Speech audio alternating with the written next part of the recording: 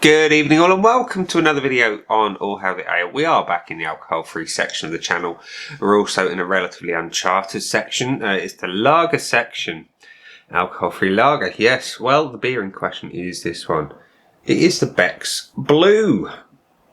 And I'm picking this one up to try purely because I've not tried it before and I know plenty of people who drink it on a regular basis and thoroughly enjoy it. So I thought I'll get a bit of an insight into what people think of it. So what can I tell you? Well, it is alcohol free. It's brewed by Becks in Germany, and there will undoubtedly be some purity law stuff going on, maybe mentioned on here. No, maybe not. No mention of purity laws.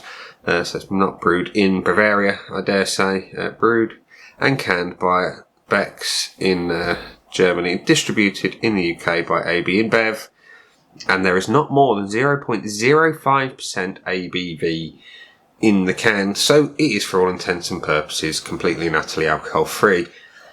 I know nothing more about it other than it's lager and it's alcohol free, and it could be good based on what I know from other people. So let's crack it open and pour. I'm pouring into the half-pint glass tonight, and the pour is, as expected, ridiculously pale, clear as a bell, and typical of alcohol-free beer. This glass is ancient. I've not drunk from it for a long time. So there you can see, it makes me look like giant hands. It's quite amusing. Anyway, it's clear as a bell, like I say. It's the colour of light straw. There's not a lot going on. Carbonation is light to medium, probably more towards a medium. The head is kind of white, almost. It's like a sponge, and it's dissipating relatively quickly. It looks typical of alcohol-free lager. Let's have a whiff. Smells a little wheaty, which is interesting. I like wheat beers. I like the wheaty flavours and aromas. Very wheaty. Let's have a taste. Cheers.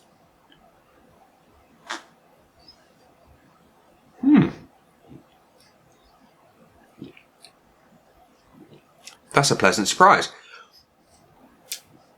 It tastes quite wheaty. It's a little sweet, but you could be forgiven for thinking this was a wheat beer style.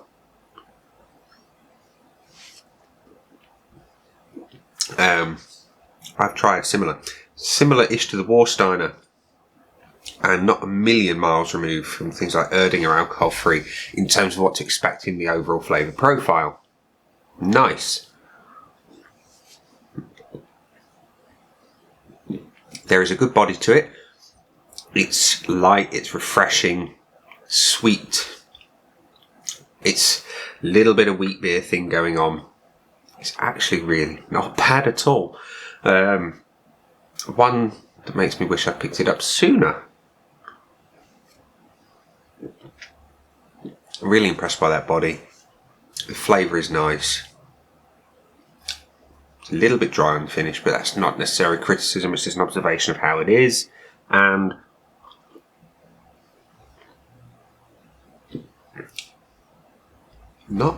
that's a genuinely pleasant surprise. A genuinely pleasant surprise. So we're going to just top it off because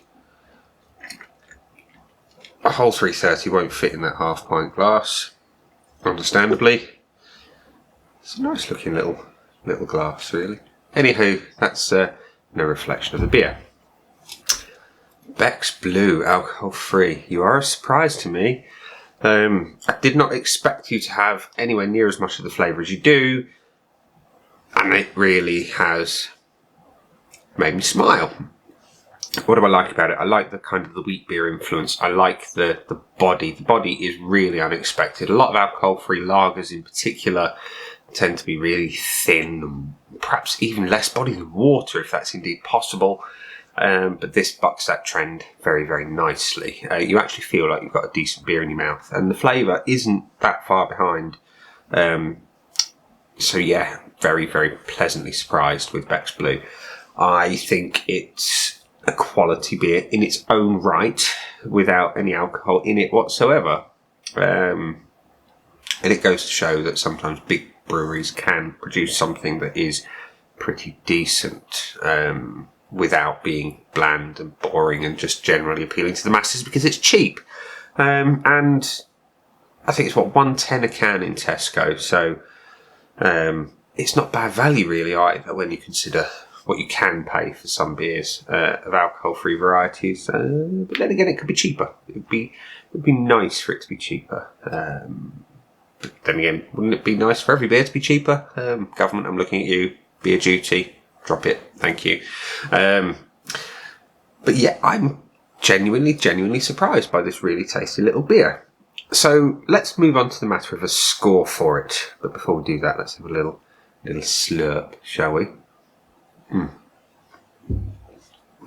Would I buy Becks Blue again? I would. I really would. I'm going to get a bottle of it next time just to see if it tastes any different from a bottle, because you know my preference in general. It's going to be bottle is greater than can.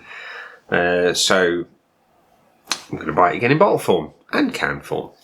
Would I rush out and buy it again? Now, as alcohol-free beers go in general, this is a very, very good one. So when I'm looking for an alcohol-free beer, I want it to be very, very good. I don't want a pale imitation of what could be beer. I want something that actually tastes like it is beer, and this is up there. So yes, I'm going to rush out and buy it again. I'm going to give Becks Blue alcohol-free 4.5 out of 5, which is quite shocking really because it's alcohol-free. But as alcohol-free beers go, like I say, it's a very, very, very good one. Up there with the likes of Erdinger, alcohol-free in terms of the flavour. It just seems that the wheat beer-inspired alcohol-free beers are just better overall. So there we are. I'm waffling. I'm going to go thoroughly enjoy the rest of this beer and finish uploading another video to the Chew Review over there.